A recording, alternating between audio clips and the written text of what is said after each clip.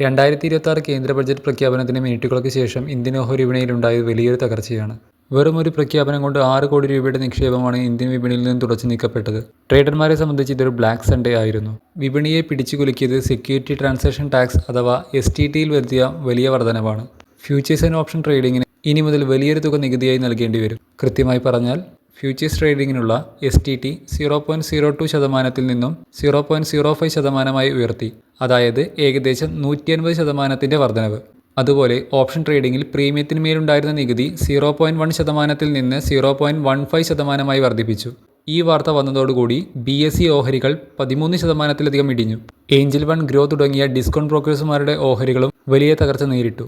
കാരണം ഇവരുടെ വരുമാനത്തിന്റെ വലിയൊരു പങ്ക് വരുന്നത് F&O ട്രേഡിങ്ങിൽ നിന്നാണ്. നികുതി കൂടുമ്പോൾ ട്രേഡിംഗ് വോളിയം കുറയുമെന്ന ഭയമാണ് ഈ ഒരു ഇടിവിന് കാരണം. എന്തുകൊണ്ടാണ് സർക്കാർ ഇത്ര കടുത്ത തീരുമാനമെടുത്തത്?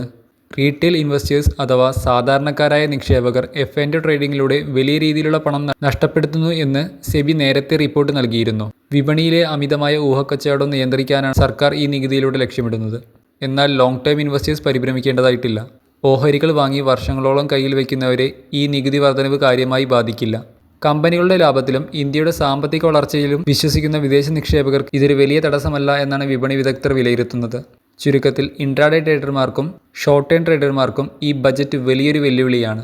വരും ദിവസങ്ങളിൽ വിപണി ഈ മാറ്റങ്ങളോട് എങ്ങനെ പ്രതികരിക്കുമെന്ന് നമുക്ക് കാത്തിരുന്ന് കാണാം.